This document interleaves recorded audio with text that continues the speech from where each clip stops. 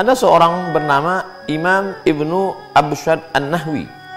Dia berada di atas atap di masjid di kota Kairo, Mesir. Dia sedang makan sesuatu. Dia makan di atas karena rumah lantai 2. Ketika dia sedang makan, tiba-tiba dia lihat ada seekor kucing. Lalu dia lemparkan segenggam makanan pada kucing itu. Kucing. Dia sedang makan di atas, ada kucing, dia berikan. Lalu kucing itu mengambil dan pergi. Biasanya kita lihat kucing, bila kita berikan tulang makanan, dia akan makan di tempat itu. Tapi unik, aneh, kucing ini membawa makanan itu pergi. Kemudian kucing itu datang lagi. Maka Ibnu Abshad An-Nahwi beserta ada beberapa sahabatnya melemparkan lagi makanan. Dan kucing itu kembali melakukan yang sama. Dia ambil makanan, pergi. Peristiwa terjadi tidak hanya sekali tapi beberapa kali. Lalu kemudian apa yang terjadi? Tidak mungkin seekor kucing kecil makan banyak sekali. Dari tadi kita lempar makanan, dia pergi. Apa yang terjadi sebenarnya? Maka mereka mulai ragu, ini ada apa dengan kucing ini? Ini kucing aneh ini. Apa yang terjadi ini? Ternyata mereka ikuti apa yang terjadi. Kucing ini memanjat dinding atap masjid, dari tepi masjid. Lalu kemudian turun ke tempat kosong. Di balik-balik reruntuhan bongkahan-bongkahan batu, di sana ada seekor kucing, maaf, buta. Matanya tidak bisa melihat, tidak bisa mencari makan. Lalu kemudian kucing tadi membawa makanan yang dia terima dari lemparan orang-orang beriman tadi. Lalu kemudian dia hantarkan, dia berikan. Dan itu dilihat mereka dengan mata kepala mereka sendiri, diabadikan dalam kitab Wafayat Al-A'yan juz 2 halaman 516.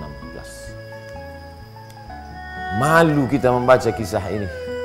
Bagaimana hari ini ada orang manusia yang diberikan Allah Subhanahu wa taala benda yang paling berharga, bukan kaki, bukan tangan, bukan mata, bukan kepala, tapi otak untuk berpikir, hati untuk merenung sejenak.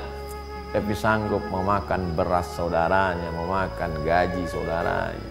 Datanglah seorang miskin yang susah melarat, anak belum makan, istri belum memasak, sewa rumah belum dibayar, kontrakan tuan rumah sedang menuntut, meneteskan air mata, tolonglah Tuhan untuk buka puasa. Tapi dia sanggup menghardik. Padahal yang dia minta bukan sedekah, dia hanya meminta gaji saya, Pak. Saya pagi datang jam 7, pulang jam 7 malam. Menggali tanah untuk menanam kabel, untuk mengecat rumah, sampai masanya sekarang untuk buka puasa nanti. Tapi ini gaji saya, kalau kamu mau tetap kerja dengan saya, ikut, kalau tidak, pergi. Oh, di mana hatimu saudaraku? Ini yang disindir Allah dalam ucapan yang amat sangat keras. A'udzubillahi minasyaitonirrajim. Ulaika kal an'am, mereka seperti binatang. Balhum adall, bahkan lebih hina daripada binatang. Binatang ini, hewan, kucing, dagingnya haram, bertaring, buas, kukunya tajam, tapi ternyata ada kelembutan dalam insting, gharizah, bawaan kucing. Dia ambil itu makanan, bukan untuk dia, tapi dia antarkan kepada seekor kucing buta. Diabadikan dalam kitab para ulama. Faqsusil qasasa, ceritakan kisah-kisah itu wahai Muhammad sallallahu alaihi wasallam. Dalam Al-Qur'an Allah bercerita, didengarkan, disampaikan oleh Jibril kepada Sayyidina Maulana Muhammad sallallahu alaihi wasallam, dibaca oleh orang beriman. Untuk apa? Untuk meng-on-kan pikiran, jangan off. Untuk menghidupkan hati, karena dengan mendengar cerita-cerita itu hati menjadi hidup, berpikir. Bagaimana mungkin aku manusia yang pagi, petang, siang dan malam berharap dan berdoa, bermunajat kepada Allah, tapi hati begitu keras, memakan gaji orang, memakan tunjangan orang, memakan beras orang, memakan sembako orang. Rasanya tidak layak untuk berkata, untuk masuk ke dalam surga Allah Subhanahu wa taala. Kalau berdoa bukan main, wa adkhilnal jannata ma'al abrar, masukkan aku dalam surgamu ya Allah. Kau merasa dirimu masuk surga karena witirmu, karena tahajudmu, karena duhamu, karena khataman Qur'anmu, tapi ternyata hatimu keras, tidak mau menolong saudaramu. Ada orang yang sanggup demikian. Kita tidak mencari-cari kesalahan orang lain. Kita kesempatan penuh barakah, sejenak doa-doa terkabul, munajat-munajat didengarkan Allah SWT.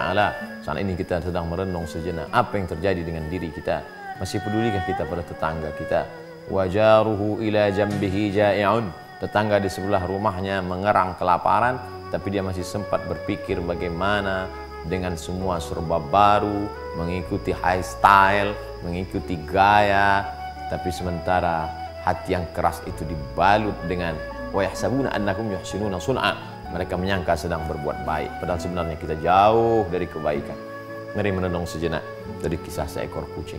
Mudah-mudahan kisah kucing yang membuka hati lebih baik daripada bercerita tentang kehebatan ibadah tapi justru menutup pintu hati.